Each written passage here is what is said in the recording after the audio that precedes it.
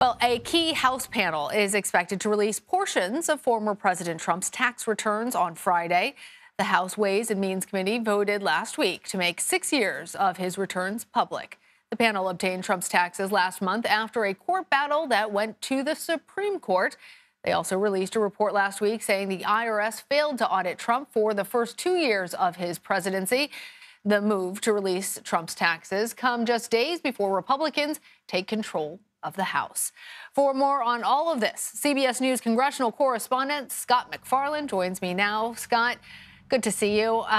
So let's just jump right into it. What new information do we expect to find in these returns that hasn't already been released by the committee? Well, we're quite certain we're getting the final chapter of what has been a multi-year saga, Lana. The House Democrats on the Ways and Means Committee have fought for years. First, to get their hands on Donald Trump's tax returns, then to have the ability to review them. Just a few weeks ago, the Supreme Court allowed those taxes to finally be handed over.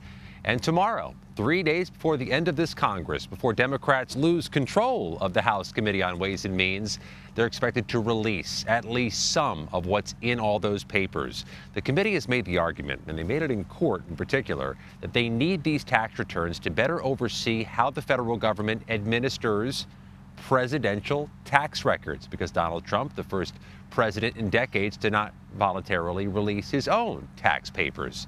So the committee tomorrow morning, through a brief session of the House of Representatives, what they call a pro forma session, really just an administrative session, will use that brief period of time to get those taxes on the record and then release at least some of them publicly. But Lana, they're tax records. In the most simplest of circumstances, they're difficult to navigate, difficult to analyze. These might be difficult to analyze on steroids. Okay, well, let's talk about audits, because I remember when then candidate Trump was saying, I'm under audit. I plan on releasing my tax returns as soon as the audit's over, but I can't right now. And then we also found out that the IRS never audited the president during his first 2 years in office, and that is a requirement. Talk to us a little bit more about what we're learning on that front.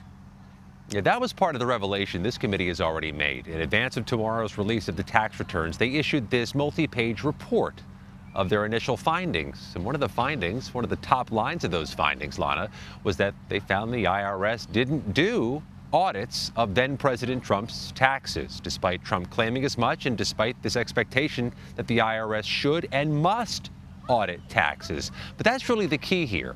The Ways and Means Committee has argued they need to better oversee how the IRS administers all this stuff, and they found already the IRS might not have been properly administering these tax returns. This has been their argument all along as to why they need the returns.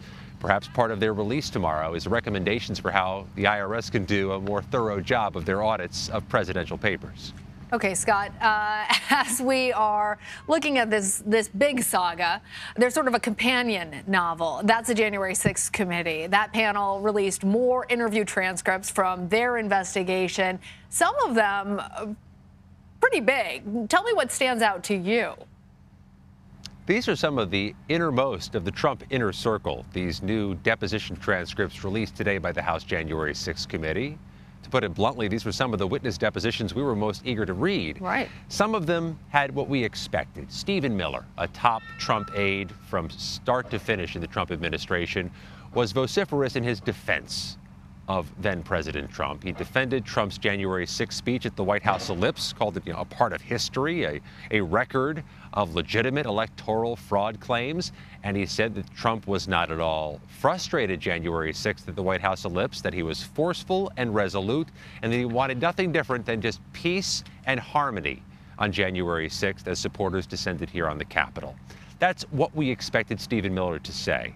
There was others that are worth noting. There was Stephanie Grisham, a longtime Trump White House aide who eventually was the First Lady's top aide, who told the committee, according to the transcripts, that in the final 2 weeks after the election, before January 6th, the First Lady, who she said had an independent streak, didn't show that independent streak anymore, that she seemed to be vociferously behind the White House, the West Wing, and Trump's claims of election fraud.